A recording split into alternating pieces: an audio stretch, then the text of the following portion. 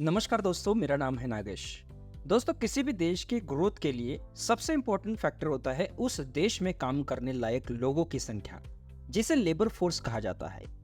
इसी labour force के दम पर ही तो दोस्तों चाइना जैसे देश गरीबी से उठकर आज अमेरिका और वेस्टर्न कंट्रीज के इकोनॉमीज को टक्कर दे सकता है। भारत भी इस मामले में कोई कम नहीं है। पूरी दुनिया में देखा जाए तो लेबर फोर्स की संख्या में चाइना के बाद इंडिया का ही नाम सामने आता है। लेकिन दोस्तों, भले ही इंडिया में लेबर फोर्स यानी काम करने लायक लोगों की संख्या ज्यादा है, पर इस लेबर फोर्स में सबसे बड़ा चिंता का विषय है महिलाओं का कम होना। भारत में जितनी महिलाएं 15 साल से ऊपर है और इकोनॉमिकली एक्टिव है, इसी को फीमेल लेबर फोर्स कहा जाता है।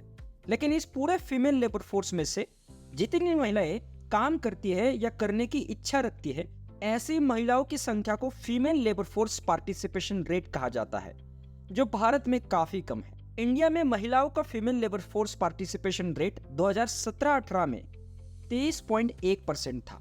इसका मतलब है दोस्तों, भारत में 100 काम करने लायक महिलाओं में से सिर्फ 23 महिलाएं ही काम करना चाहती है, जो सच में काफी कम है।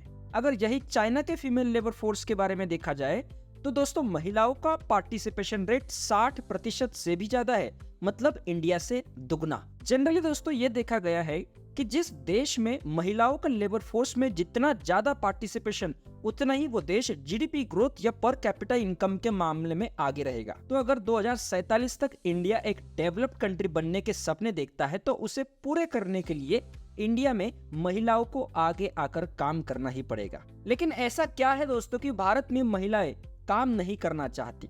तो इसके लिए कई सारे रीजंस बताए जाते हैं दोस्तों। पहला है इंडिया में यंग वुमेन का शिक्षा के प्रति झुकाव। इंडिया में सरकारों ने महिलाओं के एजुकेशन के लिए कई सारे प्रोग्राम्स और योजनाएं बनाई, जिसकी वजह से महिलाओं का शिक्षा के प्रति झुकाव बढ़ता ही जा रहा है। इसीलिए हायर एजुकेशन में भी महिलाओं का प्रमाण बढ़ता ही जा रहा है। शायद इसी वजह से उनके काम करने के साल यानी वर्किंग पीरियड्स डिले होते जा रहे हैं। दूसरा है अनएम्प्लॉयमेंट। हम सबको पता है कि इंडिया में जॉब ज्यादा क्रिएट नहीं होती। ऑलरेडी बहुत सारे लोग अनएम्प्लॉयड है और इसी की वजह से महिलाओं को अपॉर्चुनिटी नहीं मिलती और महिलाओं को जॉब मार्केट से बाहर रहना पड़ता है। 1990 के बाद में दोस्तों इंडिया में लिबरलाइजेशन स्टार्ट हुआ। उसके बाद लोगों के इनकम्स बढ़ते हुए नजर आते हैं। घर में काम करने वाले पुरुषों के इनकम्स बढ़े और बहुत सारी महिलाओं ने घर से बाहर निकलकर काम करना ही छोड़ दिया। इसी को इनकम इफेक्ट कहा जाता है। इसी के साथ ही दोस्तों इंडिया में कई सर्वेस के अनुसार ये देखा गया है कि जब भी फैमिली में इकोनॉमिक प्रॉब्लम्स आती है, तभी ज्यादा महिलाएं घरों से बाहर निकलकर काम करती है। यानी इकोनॉमिक कंपल्शन ये बहुत बड़ा फैक्टर रहा है कि महिलाओं को काम करने के लिए मजबूर करने के लिए। इसी के साथ ही दोस्तों भारतीय समाज और घरेलू सोच ने भी आज तक महिलाओं को काम करने से रोका है। इसीलिए महिलाओं का लेबर फोर्स में पार्टिसिपेशन रेट 1955 में सिर्फ 24.1% था, जो बहुत कम था। फिर ये 1972 में बढ़कर 33% हुआ और 1990 के बाद बढ़कर 34.1% हुआ। लेकिन इसके बाद ये रेट लगातार घटता ही गया और 2017 में 23% तक नीचे चला गया। इसी समय पर जापान, कोरिया और ताइवान जैसे ईस्ट एशियन देशों में दोस्तों महिलाओं का रेट बढ़ते ही जा रहा था। दोस्तों इवन बांग्लादेश में भी गारमेंट फैक्ट्रीज की ग्रोथ की वजह से महिलाओं को लेबर फोर्स में आने की अपॉर्चुनिटी मिली। अगर इंडियन गवर्नमेंट्स भी आज तक ऐसे ही लेबर इंटेंसिव सेक्टर्स में इन्वेस्टमेंट करती, तो शायद महिलाओं के लिए जॉब अपॉर्चुनिटीज मिल पाती। लेकिन अब सरकार के कई नई योजनाओं से और वुमेन एम्पावरमेंट के कई प्रोग्राम्स की वजह से इस घटते हुए पार्टिसिपेशन रेट का ट्रेंड बदलता नजर आ रहा है।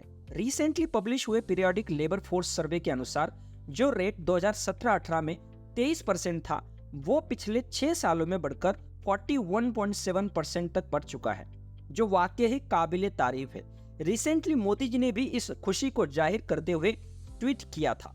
भारत में ज्यादा से ज्यादा महिलाओं को अगर लेबर फोर्स में वापस लेना होगा तो कुछ स्ट्रक्चरल रिफॉर्म्स करने होंगे, जैसे वर्क कल्चर वुमेन फ्रेंडली बनाना, नए नए वर्क अपॉर्चुनिटीज बनाना, काम पर सेफ्टी और सिक्योरिटी प्रोवाइड करना, सेफ ट्रांसपोर्ट प्रोवाइड करना, इसके अलावा स्किल्स डेवलप करना और ट्रेनिंग प्रोग्राम्स प्रोवाइड करना, ताकि सच में विमेन एम्पावरमेंट हो सके। हिस्टोरियन रॉबिन जेफरी ने महिलाओं के लिए सच ही कहा है दोस्तों, an educated man typically has an educated son, but an educated women has an educated family. दोस्तों, भारत के इकोनॉमी को अच्छी तरह से समझने के लिए मैं एक सीरीज बना रहा हूँ। आपके सुझाव और सहयोग की आवश्यकता है। वीडियो अच्छा लगा होगा दोस्तों तो वीडियो को लाइक जरूर करना, इसमें मुझे बहुत हेल्प होती है, और चैनल को सब्सक्राइब जरूर करना। Thank you.